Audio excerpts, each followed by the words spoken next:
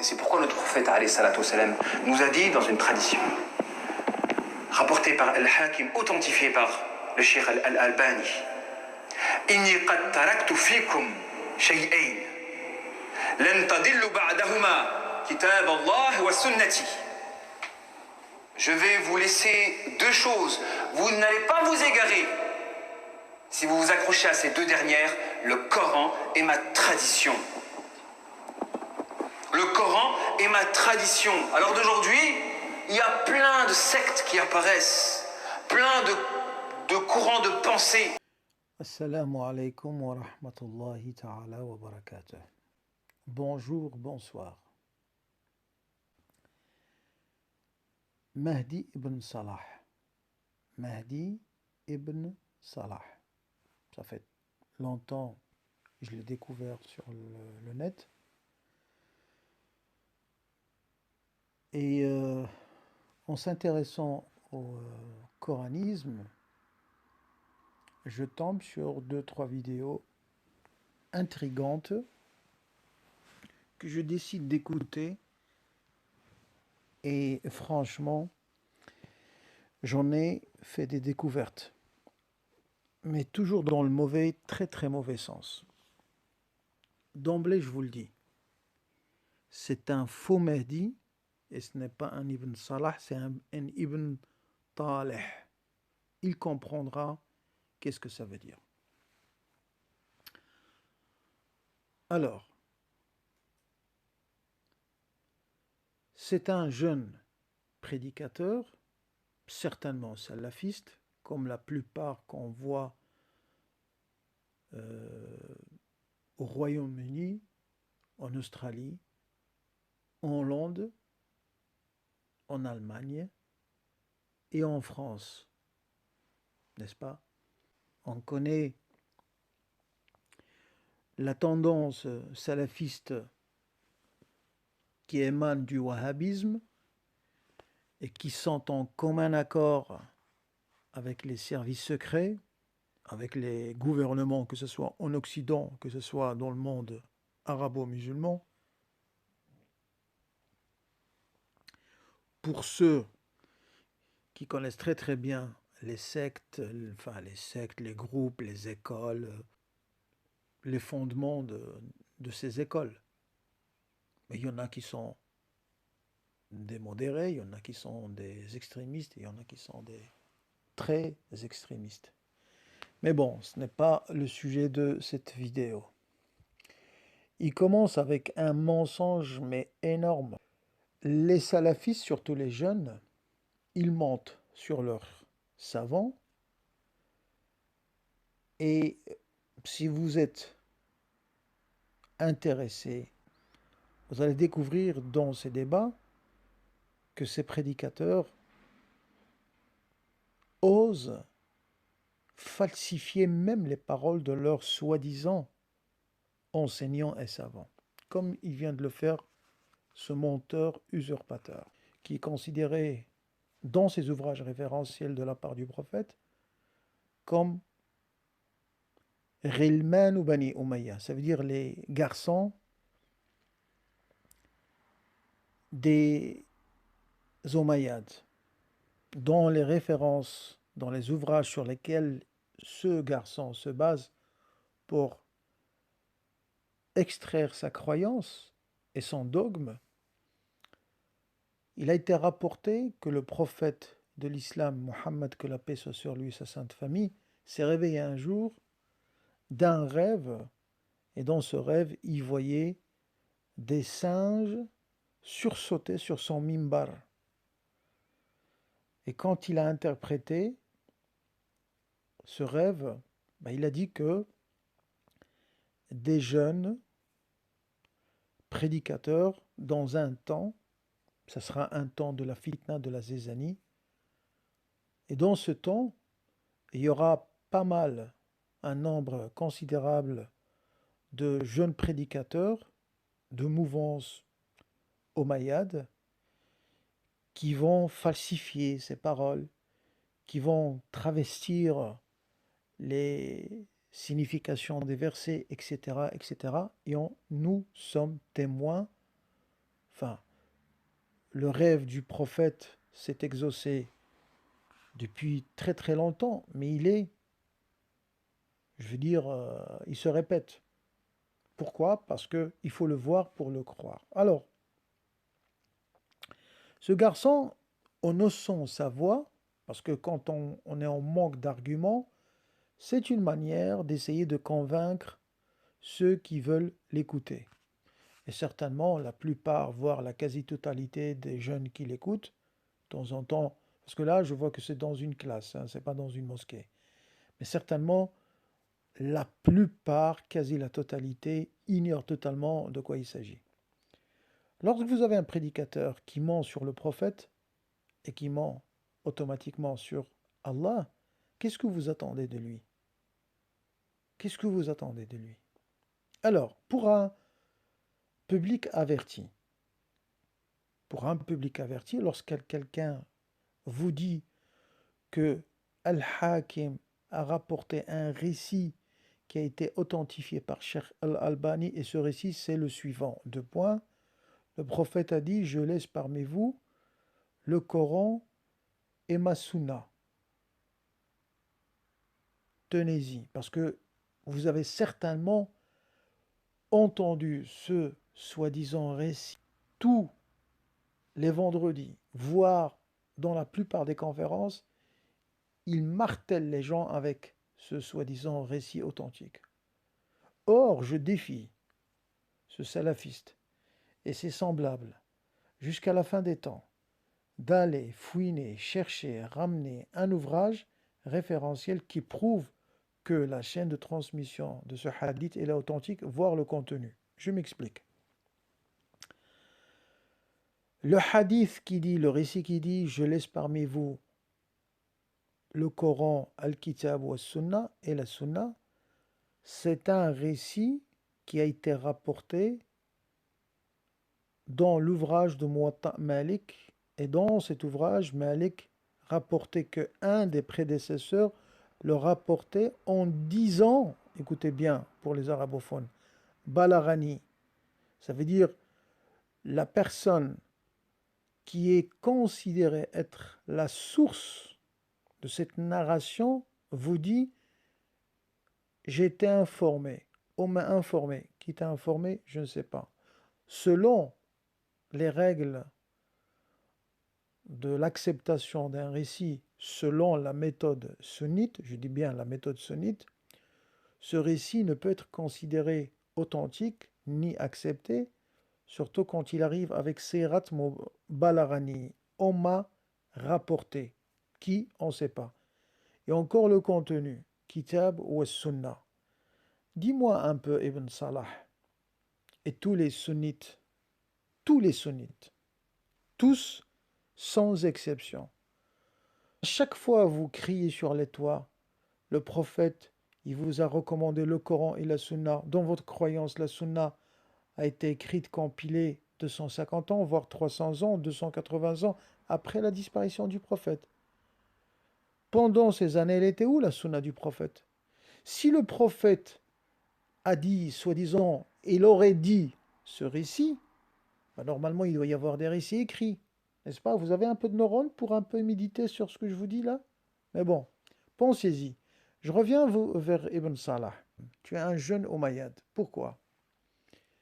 Parce que avant de ouvrir ta bouche, quand tu prends le mimbar qui est supposé être le mimbar de Rasulallah, c'est une tribune qui revient au prophète. Et pour accéder à cette tribune, il faut savoir maîtriser tes dossiers. Et avant d'ouvrir ta bouche et de dire que le prophète a dit dans un récit, et certainement tu penses qu'il est authentique, je te renvoie vers tes références, vers tes ouvrages, vers tes annales, et je dis bien sans exception, et surtout musulmans. J'y viendrai après pour développer sur Al-Bukhari. Le seul récit mutawatir, ça veut dire plus que authentique, et tu connais très très bien ce mot, mutawatir. Je me dirige aussi vers ceux qui se disent salafistes et qui tiennent à la chaîne de transmission. Tenez à cette chaîne parce qu'un jour vous serez enchaîné et envoyé vers l'enfer, Inch'Allah. Si vous ne regrettez pas et si vous ne cherchez pas, si vous ne décidez pas de vous repentir tout simplement. C'est une recommandation que je vous fais là. Le hadith mutawatir, qu'est-ce qu'il dit? إني تارك فيكم ما إن تمسكتم بهما لن تضلوا بعدي أبدا كتاب الله وعترتي وأذكركم الله في أهل بيتي أذكركم الله في أهل بيتي أذكركم الله في أهل بيتي. Le récit plus que authentique, ça veut dire notoire, mutawatir, c'est le hadith qui dit, le récit qui dit, je laisse parmi vous deux poids, à savoir le Coran et les gens de ma demeure. Et je vous rappelle, les gens de ma demeure, il a répété 3 fois le prophète. Pourquoi vous ne le prononcez pas? Mais ce que j'essaie de dire à ce Ibn Salah, c'est que tu confirmes apparemment, enfin, tu dis, le Hakim a dit, j'aimerais bien que tu nous ramènes ta source. Et l'Albani, tu sais que l'Albani, il a authentifié hadith, le récit de Kitab Allah wa Itrati. Est-ce que tu le sais ou tu ne le sais pas? On y viendra, Inch'Allah, dans une autre vidéo, on va te mettre au parfum, comme on dit. Et tout ça pour nous dire que il y a des courants qu'on voit à droite et à gauche, qu'il y a des sectes, hein, parce que là, il va parler du coranisme. Il va parler du coranisme. Et je vous réserve les surprises, parce qu'il en a celui-là. Hein. Loin de ces deux choses-là. À l'exemple du coranisme, ces gens-là qui ne sont même pas musulmans et qui utilisent le credo. Alors, dire que être coraniste et mécréant, ça on n'est pas d'accord. Peut-être je me ferai des amis entre les négateurs pseudo-coranistes, mais il faut que tu saches quelque chose, Ibn Salah. Toi, tu te présentes comme un sunnite. Ça veut dire sunnisme, sunnite, sunnisme, coraniste, coranisme. Quand tu te prétends quelqu'un qui essaye d'appliquer la sunna, la tradition du prophète, et tu es joyeux, content qu'on te pointe de sunnite. Alors autant te pointer de coraniste, parce que c'est pas péjoratif en soi, être coraniste. Si tu es un coraniste, tu es certainement un sunnite, parce que la sunna du prophète est la sunna d'Allah Azza wa Jal, gloire à lui. Et tu ne trouveras nullement une autre tradition qui est la tradition d'Allah Azza wa Jal. Et autour d'un point sur lequel on sera d'accord, toi et moi, c'est que la tradition prophétique est la tradition d'Allah, gloire à lui. Et c'est EST, on est d'accord. Mais si tu considères que le coraniste, je ne le suis pas, attention, celui qui te parle est un musulman d'obédience chiite, prépare-toi, parce que t'en as des tartes, toi. Alors, quand tu considères quelqu'un qui est coraniste de mécréant, c'est que tu sors pas de ton extrémisme. On sait que tu es un daïchien, on sait que tu es un salafiste, on sait que tu es un takfiriste, on sait que tu es un wahhabite. Mais apprendre des gens pour des cons, ça non. À mentir sur le prophète, ça on te dit, celui qui ment sur le prophète, soit c'est un hypocrite, c'est un mécréant. À toi de choisir. Mais taxer quelqu'un parce qu'il est coraniste, au moins tu auras dû expliquer qu'est-ce que c'est linguistiquement, hein, qu'est-ce que c'est religieusement un coraniste. Mais là, à le taxer d'être un mécréant, on va voir qui sont parmi les compagnons que tu aimes, que tu adores. Ils ont refusé la parole du prophète. Qui jouent sur la valeur du Coran. Comme les chiites ont joué sur la valeur de la famille du prophète, alayhi salatu wassalam. Ils ont joué sur la valeur de la famille du prophète, et c'est un devoir d'aimer la famille du prophète. Pour pouvoir décrédibiliser tous les compagnons. Alors là, franchement, c'est comique et c'est effrayant. Je pèse mes mots, c'est effrayant. Pourquoi? Se présenter comme quelqu'un qui aime le Coran pour détruire l'islam, ça on le sait.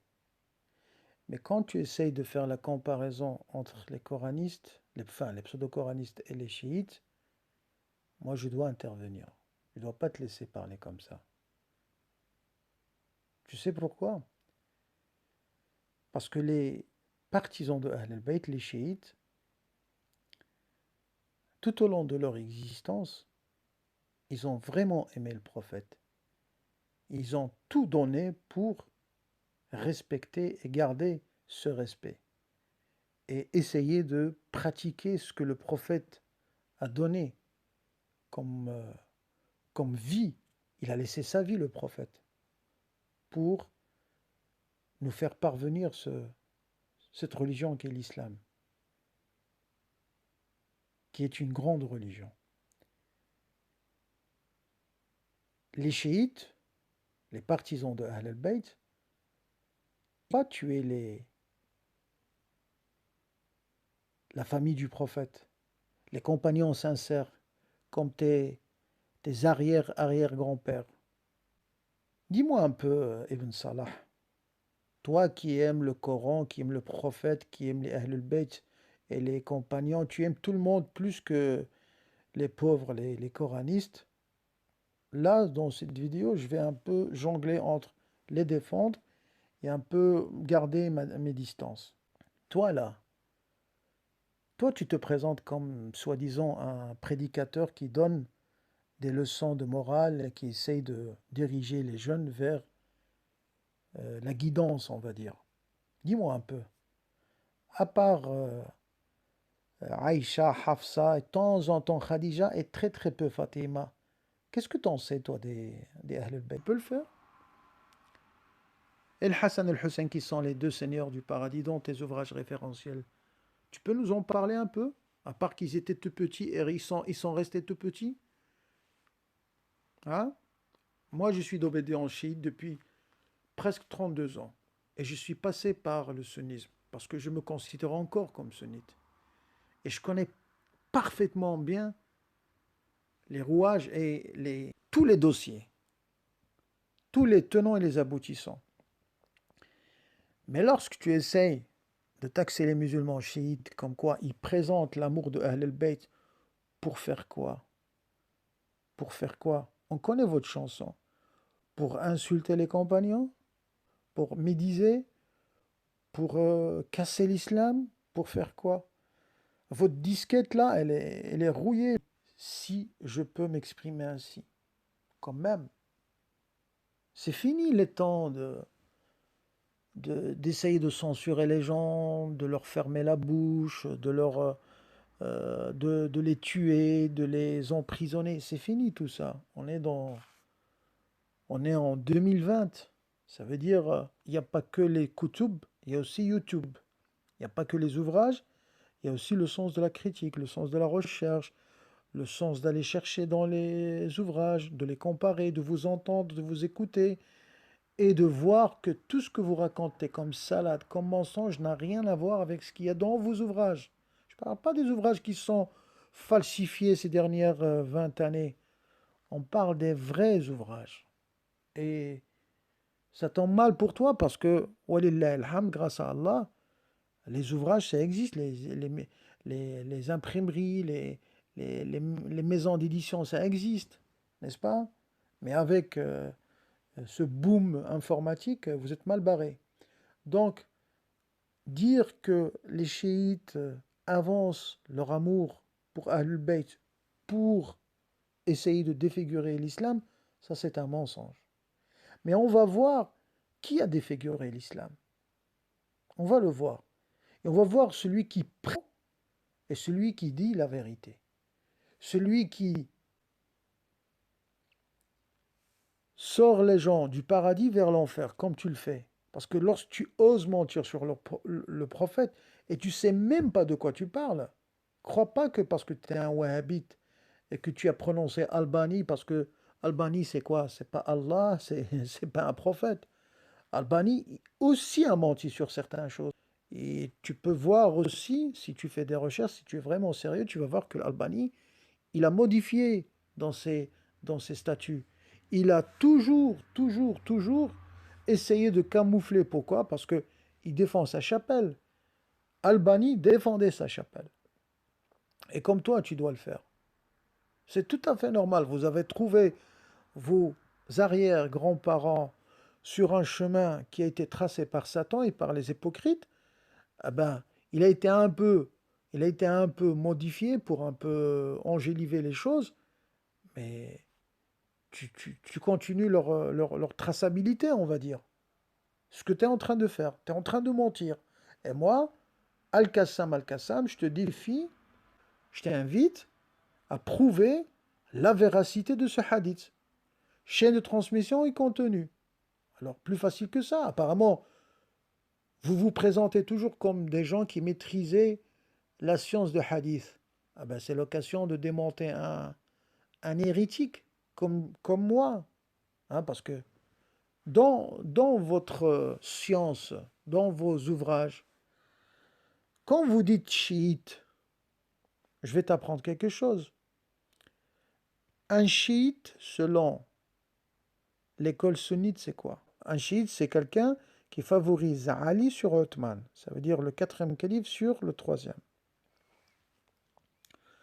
J'explique ça comme ça, lentement, pour que les jeunes puissent comprendre. Un chiite, dont le dogme sunnite, pas les sunnites, ceux qui prétendent être sunnites, hein.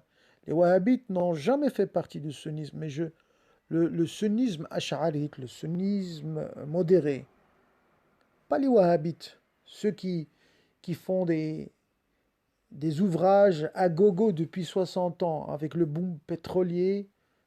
Il n'y a que le wahhabisme qui a colonisé les mosquées, que ce soit dans le monde arabo-musulman, enfin, là où ils sont les sunnites, ou dans le monde occidental. Faites attention les jeunes, réveillez-vous. Donc un chiite, c'est quelqu'un, selon le dogme sunnite, c'est quelqu'un qui favorisait l'imam Ali sur Othman.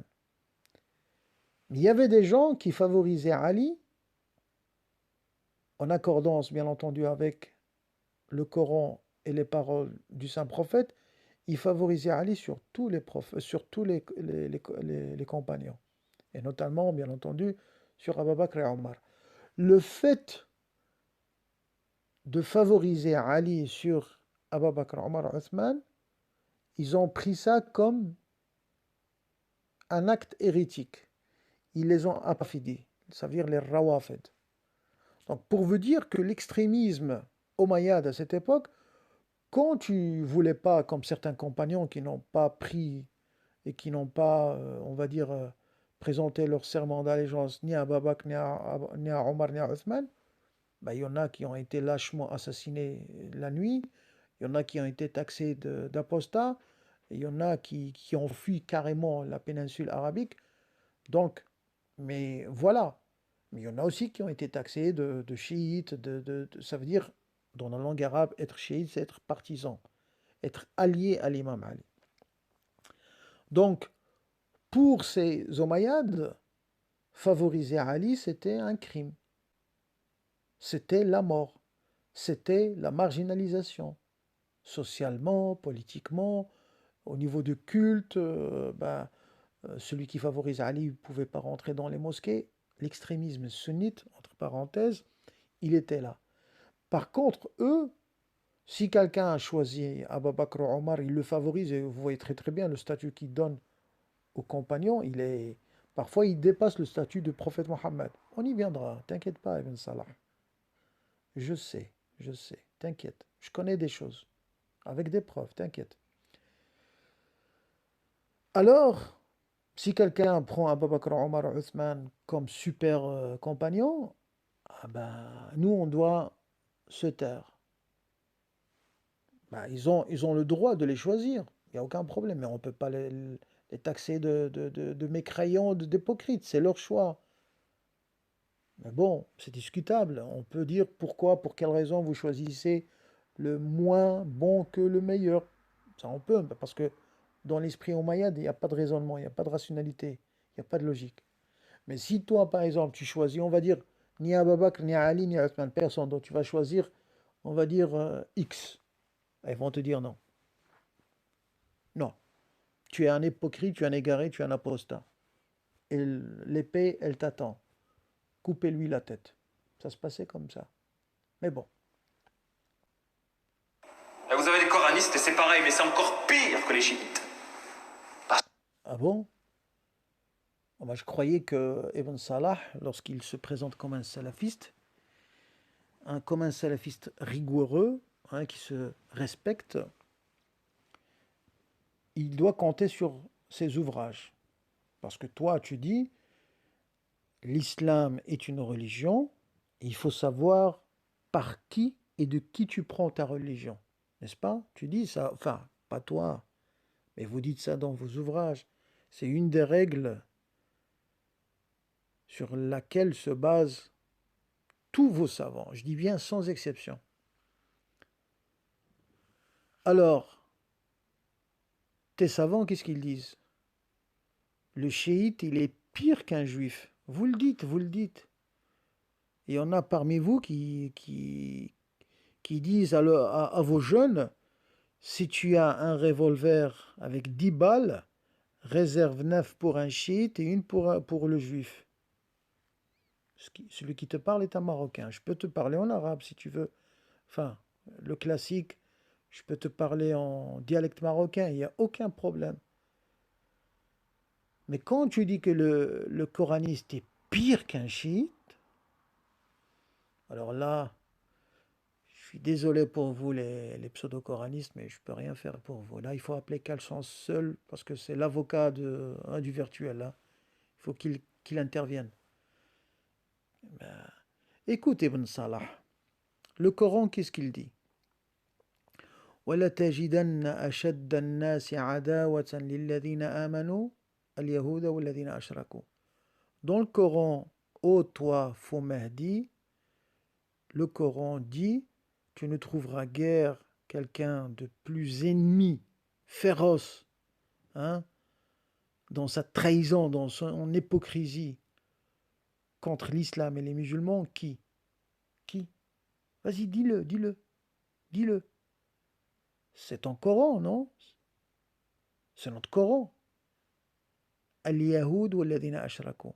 Ni chiite, ni coraniste. Alors tu contredis le Coran. Donc tu vois, là, je suis d'accord avec les pseudo-coranistes quand ils disent que vous délaissez la parole d'Allah et vous prenez en considération les paroles de vos prédicateurs et de vos prédécesseurs. Tu vois? Allah a dit وَلَا تَجِدَنَّ أَشَدَّ النَّاسِ عَدَاوَةً لِلَّذِينَ آمَنُوا, pour les croyants. Hein, les ennemis les plus féroces contre les croyants, c'est qui? Toi, tu te prends pour le croyant. Toi, tu es le Papa Noël des croyants. Ok, il n'y a pas de souci. Il n'y a pas de souci. J'ai rien contre toi. Qu'est-ce qu'Allah te dit? C'est les juifs et les associateurs ou c'est les coranistes et les chiites? Ah, tu vas me dire les deux, ce sont des associateurs. Ah, j'ai oublié ça. Ben alors, mon coco, tu dois prouver qu'ils se sont des associateurs. Parce que, je te rappelle une chose, Ibn Salah. Je sais. Ton prophète à toi après le prophète Mohammed et Abba, parce que vous en avez plusieurs, hein. Abu Bakr, Omar, Uthman, tu es Ibn Taymiyyah. Ah oui, je sais, Ibn Taymiyyah, c'est le jackpot chez vous, n'est-ce pas? Je te parle comme ça, c'est comme si on était tout autour d'une table, dans un café, on se lâche un peu, et arrêtons les discours académiques. Alors on se lâche un peu, Ibn Salah, lâche-toi, parce que le voyage avec toi, il commence. Il commence. Mais rassure-toi, ça va être vraiment boucherie halal. Ah, je te l'accorde, boucherie halal. Il n'y a pas de kasher. Chez nous, les Ahlul Bayt, on ne mange pas kasher. Vous, oui. Mais nous, c'est halal halal. Mais bon, tu peux nous prouver que les chiites, ce sont des associateurs? Vas-y, fais-toi plaisir. Allez, prouve-moi. Ils veulent décrédibiliser notre prophète, alayhi salatu wassalam. Alors, tu sais qui est en train de démonter le prophète? Je vais te le dire. Je mâche pas mes mots. Pire que Charlie Hebdo, tu sais c'est qui? C'est le Bukhari. C'est tous les ouvrages sur lesquels tu te bases pour, soi-disant, t'approcher d'Allah. Tu sais pourquoi? Parce que Charlie Hebdo et les coranistes et les chiites n'ont pas présenté le prophète comme un pédophile. Vous, à 6 ans, il a contracté le mariage et en avant, il a consommé le mariage. Tu vois? Vous avez passé le prophète pour quelqu'un qui veut se suicider. Pendant presque 40 jours, il tentait de se suicider lorsque la révélation, elle s'est arrêtée, au début du message. Le prophète qui oublie des versets coraniques. Le prophète qui est ensorcelé. Le prophète qui a des idées satanistes et qui voit des femmes, à chaque fois qu'il voyait une femme dans la rue, il rentrait chez lui, il obtenait des relations sexuelles avec son épouse parce qu'il a vu tellement une femme à l'extérieur que le prophète a été influencé. Tu veux que je sorte les conneries et les catastrophes et les... J'en ai mais des milliers, pas des centaines, des milliers, je te dis. Tu vois? Comprends bien, Ibn Salah, hein, faux Mehdi que tu es, comprends bien que s'il y a des jeunes qui quittent l'islam ou qui se christianisent, bon, pas tellement, ou bien il y a des jeunes, même des adultes, qui deviennent coranistes, ça veut dire ils ont décidé de ne tenir que le Coran en compte, c'est leur droit. On peut être d'accord, pas d'accord sur certaines choses, voire sur 90% de ce qu'ils racontent. Mais il faut que tu saches que il y a des causes qui ont poussé ces gens à ne plus prendre en considération vos conneries. Quand vous avancez des propos comme quoi Satan influençait Mohammed, on se pose la question. Et dans une de tes vidéos, tu vas répéter ce que je dis à la lettre. Enfin, à la lettre, j'exagère un peu, mais je veux dire, en substance, tu diras la même chose. Tu dis que si le prophète commet des fautes, ça veut dire Allah a choisi quelqu'un qui n'est pas digne de la prophétie. Moi, je te pose la question. Ton prophète à toi, enfin ton prophète à toi, c'est pas notre prophète à nous. Le prophète de l'édition Bukhari, lorsqu'il il fait, on va dire, il fait l'amour à toutes ses épouses en une seule fois et en une seule nuit, tu appelles ça quoi? Mais vous avez dépassé le plafond, vous avez fait exploser le plafond. Dis-moi un peu. Quand vous présentez le prophète comme quelqu'un qui arrache les yeux des juifs, des enfants juifs, et qu'il enterre les hommes juifs après les avoir décapités, vous avez laissé quoi à Daesh, par exemple? Ce sont des récits tirés d'une imagination malade. Je sais, on peut parler de ça. Je peux te démonter ces récits en flagrant contradiction totale avec le Coran, contradiction totale avec d'autres récits qui prouvent le contraire de ce que vous racontez. Mais vous, vous avez tellement gavé des choses que vous acceptez tout. Mais si un jour on dit que Omar a été ensorcelé, ah, Al-Qassam est chiite, Al-Qassam est un Satan, Al-Qassam est un agent de Mossad, Al-Qassam c'est le représentant d'Iblis sur... Tous les chiites, ils sont des représentants apparemment d'Iblis sur terre parce qu'ils font sortir les conneries et les choses dégueulasses que vous avez dans vos ouvrages. Tu vois? Et tu dis, les coranistes et les chiites, ils veulent démonter l'islam. Ils veulent saccager l'islam. Ils veulent finir avec l'islam. Si tu parles de ton islam à toi, oui, on aimerait bien le finir. Ah, on aimerait bien l'achever. On aimerait bien le faire disparaître de la terre. Ça, c'est certain. Qu'est-ce que vous avez laissé aux orientalistes? Qu'est-ce que vous avez laissé aux pires ennemis de l'islam? À Bukhari, ton Bukhari, ton Muslim, Tirmidhi, Nisa'i, Ibn Majah et la liste est longue. Ils ont fait des dégâts incroyables. Bah, si vous voulez que on vous sort pas ces récits, bah, il faut dire que ces récits, ils sont faibles. Et s'ils sont faibles, il faut les retirer du marché. Voilà, c'est simple. C'est quand, par exemple, chez toi, à Roulam Amaoui, écoute bien, mon garçon, lorsque tu rentres chez toi à la maison et tu trouves que c'est pourri quelque part, ou bien une odeur quelque part dans les toilettes, je te parle comme ça, de terre à terre, c'est mieux. Et descends un peu de ton cheval et écoute un petit peu ce que Al-Qassam te dit. Toi et tes semblables. Quand vous avez une odeur, une très mauvaise odeur chez vous à la maison, vous ne pouvez pas rester dans cette maison. Vous la nettoyez, vous la lavez, vous la parfumez, etc., etc. N'est-ce pas? Parce que c'est votre foyer. C'est là où vous passez la nuit. C'est là où vous dormez. Surtout si vous avez des enfants et vous avez une épouse que vous aimez. Parce que c'est sanitaire, c'est tout à fait propre de vivre proprement. Mentalement, c'est propre. Physiquement, c'est propre. C'est comme ça. Et cette saleté que vous avez dans vos ouvrages, vous allez rester combien de temps à la garder? Soi-disant, c'est la tradition. Mais quelle tradition? Mais ce que je dis là, ce n'est pas nouveau, c'est pas grâce au coranisme ou bien grâce aux pseudo-coranistes. Ça fait des siècles. Et le prophète, il en a laissé. Il a laissé des récits. Mais comme tes ennemis, enfin, je veux dire, comme tes potes, tes compagnons ennemis de Mohammed, lorsqu'ils ont vu qu'ils étaient démasqués, ben, il fallait remeubler après la disparition du prophète. Tu vois? Et toi, tu viens et tu nous dis les chiites et les coranistes. Ben, moi, je te laisse. Hein. Franchement, je te laisse entre eux parce qu'ils sont capables de te répondre. Mais moi, quand j'entends que les chiites, ils sont comme les coranistes, et surtout le hadith que tu as travesti mais complètement, alors là, je te lâche pas. Eux, il n'y a que le Coran qui compte, la Sunna, ils n'en tiennent pas compte. Alors, tu vois, chaque phrase que tu prononces, boum takaboum. Dis-moi un peu, Ibn Salah,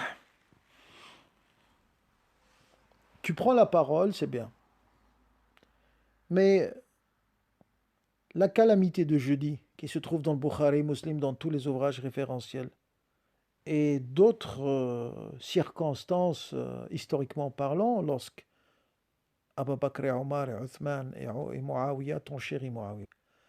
Et surtout Omar, lorsqu'il haussait la voix, il refusa d'obéir au prophète. Alors lui, il s'attachait, il accordait aucune importance à la parole du prophète, qui est la parole d'Allah. Pourquoi tu ne te diriges pas à tes récits? Pourquoi tu ne regardes pas un peu tes narrations, enfin vos narrations et vos histoires, et tu essaies un peu de faire le ménage? Essaie un peu de taxer Omar de coraniste, parce que lui, et j'invite les musulmans qui m'écoutent, et les musulmanes, à prendre le Bukhari et d'autres ouvrages. Vous pouvez chercher sur le net la calamité de jeudi. Raziyatu Yawm al-Khamis. Le résumé de cette histoire, c'est que 3 jours avant la disparition du prophète, le prophète ordonna aux compagnons, surtout les plus têtus d'entre eux, de ramener quelque chose avec laquelle ils vont écrire ce que le prophète va leur dire. Alors, dans la chambre du prophète, là où il va mourir, il y avait 2 clans. Selon Al-Bukhari, il y a un clan qui répétait ce que le prophète demandait, et un clan, il répétait ce que Omar a dit. Et devinez ce que Omar a dit au saint prophète. Le prophète ordonne aux compagnons de lui ramener de quoi écrire son testament. Enfin, il y a 2 sortes de testaments. Il y a le testament privé pour sa famille et le testament pour la communauté, pour la Ummah. Alors, lorsque le prophète disait « Je laisse parmi vous 2 poids, Al-Qur'an wal-Itra, le Coran et ma sainte famille », qu'est-ce qu'Omar fait? Il saute sur l'occasion, il interrompt le prophète en disant que le prophète est en train de divaguer. Il ne sait pas ce qu'il raconte. il a accusé le prophète de divaguer. Même pas la dernière volonté du prophète n'a pas été respectée. Vous pouvez voir, hein. Le prophète, qu'est-ce qu'il a fait, le prophète? Il les a expulsés. Il les a expulsés. Je peux vous ramener le texte. C'est du vrai, c'est du béton armé, Mr. Salah. Hein, Omar, qu'est-ce qu'il a fait? Il a dit non, hasbuna kitab Allah. Le Coran, ça ne suffit. Parce qu'il savait, Omar, le prophète allait dire. Et d'ailleurs, dans vos ouvrages référentiels, vous ramenez de temps en temps des textes, soi-disant ce que le prophète a laissé avant son testament. Mais vous ne parlez jamais de ça. Pourquoi? Parce que même si c'est écrit dans vos ouvrages, vous ne pouvez pas le dire publiquement. Sinon, ça va être votre fin. Ça va être la fin de ce mythe des compagnons. Tu vois, Ibn Salah, Omar a dit hasbuna kitab Allah. J'aurais, moi, personnellement, Al-Qassam, j'aurais aimé que Omar, il respecte ce qu'il a dit, mais il ne le respectait pas, il ne le faisait pas. Parce que dans le Coran, il y a marqué l'obéissance à Allah, elle est toujours suivie de l'obéissance à Mohammed. Tu le sais très très bien. Tu en as des dizaines et des dizaines de versets. Selon, enfin, si je ne me trompe pas, il y en a plus ou moins 80, 77. 77 versets. Vous faites quoi avec? Qu'est-ce qu'on va faire avec ton Omar? Lui aussi, c'est un coraniste, c'est un kéfer alors. C'est un mécréant parce que tu taxais les pseudo-coranistes et les négateurs qui sont de mécréants. Ce que j'essaye de dire par là, peut-être tu vas dire qu'il se contredit entre lui-même en fait. Alors que moi, je te demande tout simplement de ne pas mettre tous les coranistes dans le même sac. Parce qu'il y a des coranistes qui sont sincères, il y a des coranistes qui ont des très très bonnes intentions. Mais eux aussi, ils sont aussi dans le doxa, ils sont aussi dans ce qu'on appelle la religion, on va dire, écrasante. Hein? Ils sont moulés dans un formatage depuis la naissance jusqu'à là où ils sont actuellement, c'est tout à fait normal. Il y a des circonstances atténuantes, ok, d'accord. Mais quand tu taxes tout le monde de mécréants, sache que tu en es un. Pourquoi? Parce qu'ils ne le sont pas tous. Je ne parle pas des cas qui sont désespérés. Ceux qui, l'alcool, la drogue, qui ne prennent le prophète, mais vraiment pour rien, non. Il y a le coranisme d'avant et le coranisme de maintenant. Ça, on le sait entre nous. On sait qu'il y a des groupes qui sont formés. C'est tout à fait normal. Tu vas me dire, mais les jeunes, ils en ont marre d'entendre qu'il y a des sectes, il y a des groupes. Non, ce qu'on leur dit, c'est que c'est tout à fait normal. Ce qui se passe actuellement, c'est tout à fait normal. Pourquoi? Parce qu'il y a une génération de gens qui cherchent. Accorde-leur tout simplement le droit de critiquer, de chercher, de parler, de oser, de oser décarcasser ce soi-disant trésor traditionnel qui est la tradition. Oui, la tradition du prophète, comme on dit en arabe, on doit la respecter. Mais tu as une tradition qui est pseudo-prophétique, qui n'a rien à voir avec le prophète, mais qui a été façonnée de toutes pièces et montée de toutes pièces pour nous donner, par exemple, des cas comme ton cas, par exemple. Un menteur, un usurpateur qui essaye d'ensorceler des jeunes ignorants de leur histoire, de leur religion, tout simplement. Donc ils ont réduit la mission du prophète à l'action de transmettre uniquement, c'est-à-dire pas d'aptitude à... Oui, jusqu'à la fin de mon souffle. Ah ben, tu as les grands compagnons, hein, les grands chez vous. Abu Bakr, Omar et Othman et d'autres, et leur clan, ah ben, ils ont réduit la tâche prophétique. Tu veux qu'on débatte, il n'y a aucun problème. Tu veux que je montre des preuves selon vos ouvrages référentiels? Hein, tu peux nullement douter de leur véracité. Ça veut dire, ce que je vais te donner, c'est du solide. Tu vas dire quoi? Tu vas dire quoi? Et tu le sais, au fond de toi, tu le sais très très bien.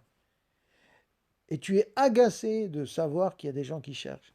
Tu es agacé de voir qu'il y a des gens qui osent faire, par exemple, des vidéos pour dénoncer vos mensonges Et maintenant, la plupart des jeunes savent qu'il y a ce qu'on appelle les prédicateurs de système.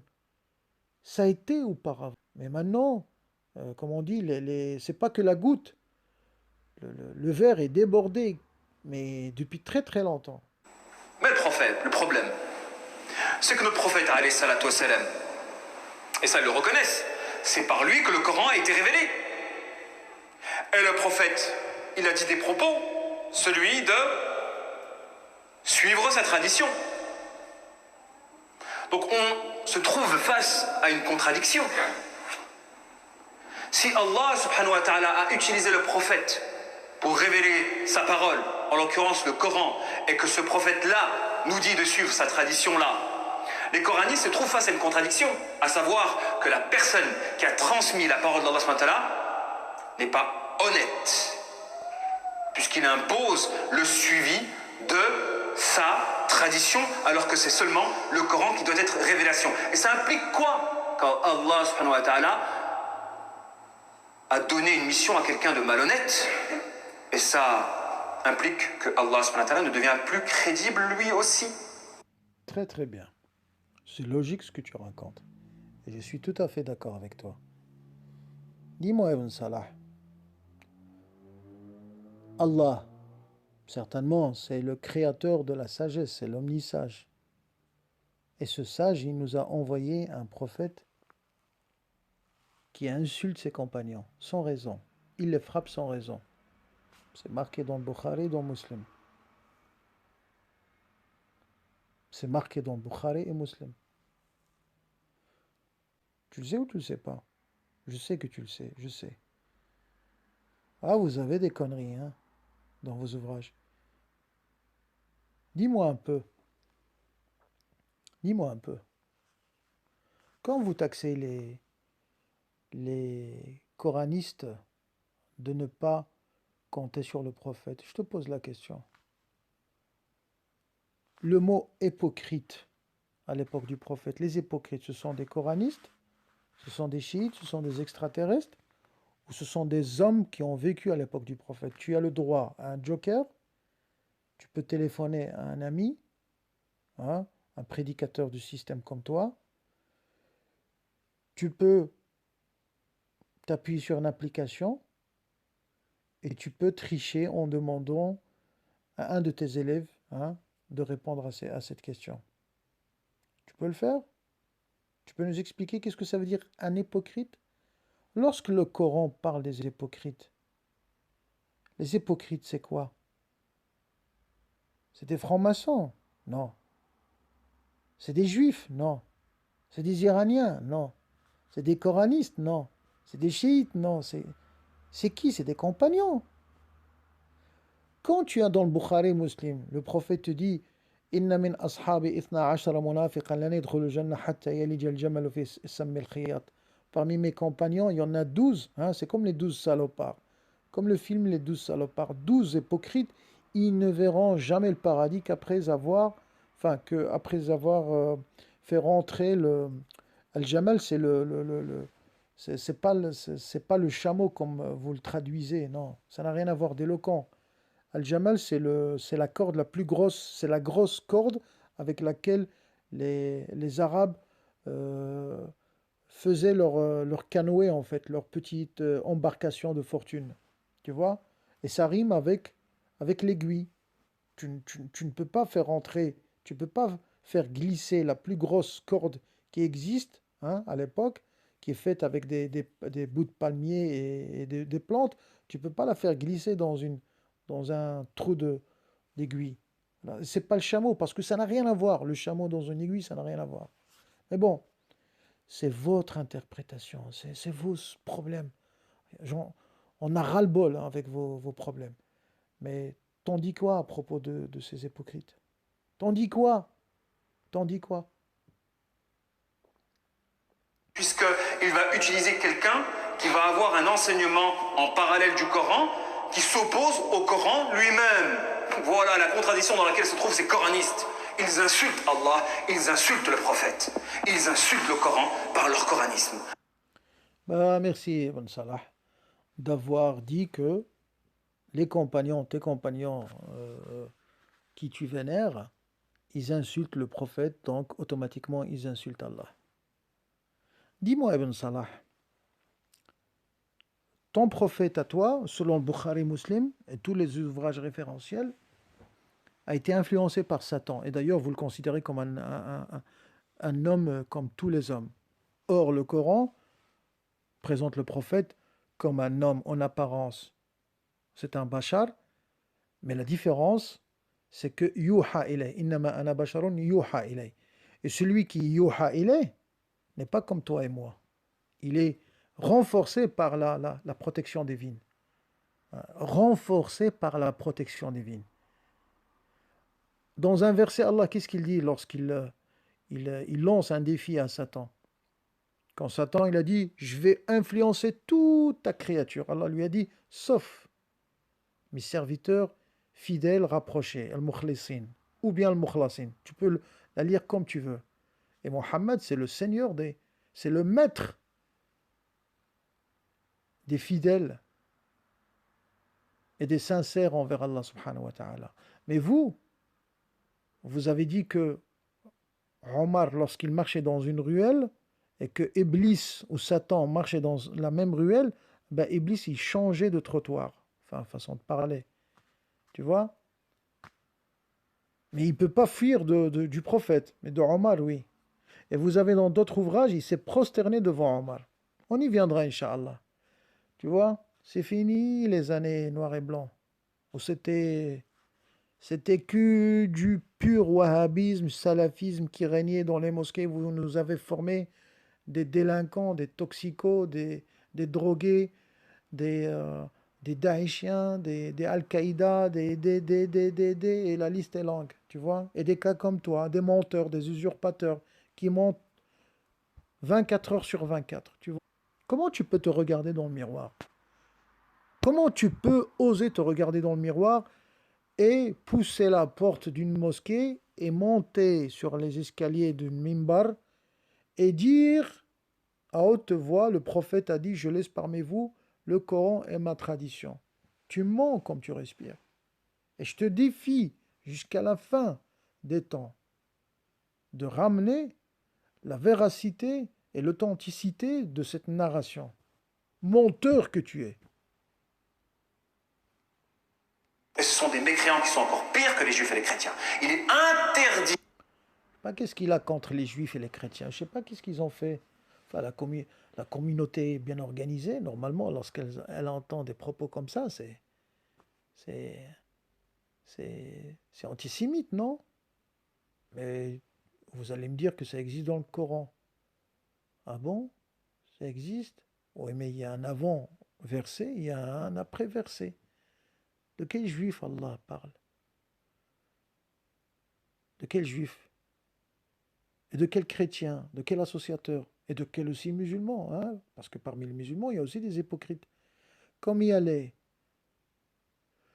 vendeurs de la religion, hein, les usurpateurs des églises et des synagogues, il y a aussi dans les mosquées. Il ne faut pas généraliser, Ibn Salah. Donc tu vois, moi je préfère avoir affaire à un juif qui se respecte et un chrétien et un athée qui se respecte, qui ne raconte pas des mensonges, mais un crétin, un menteur et un arracheur de dents comme toi qui monte sur le mimbar du prophète et qui se la joue comme un croyant. Tu vois?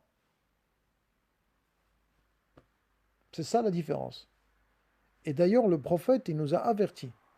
Il a dit, faites attention à ceux qui vont prendre ma place et qui vont avoir cette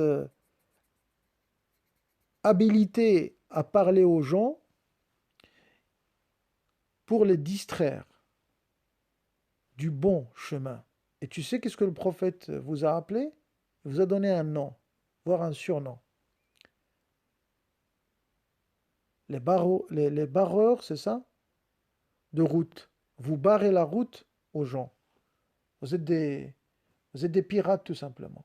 Pourquoi? Parce que vous refusez de donner tout simplement à ces gens, à ces pauvres gens qui vous ont fait confiance, de leur donner l'espoir d'aller vérifier de eux-mêmes.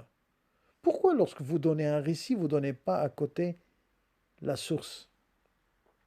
Hein? Pourquoi vous ne le faites pas?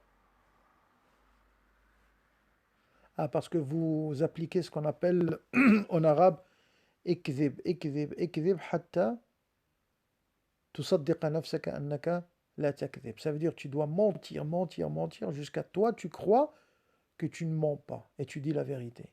Et ça ne marche pas comme ça, Ibn Salah. Les temps ont évolué. Mais maintenant, je sais que les temps ont beaucoup évolué, mais ça ne veut pas dire que les gens évoluent, malgré qu'on a les moyens. Mais moi, je te le dis, une promesse. Je veux faire des vidéos et je vais essayer de démasquer des usurpateurs et des menteurs comme toi. On se verra dans une prochaine vidéo, Inch'Allah. Wassalamu alaikum wa rahmatullah.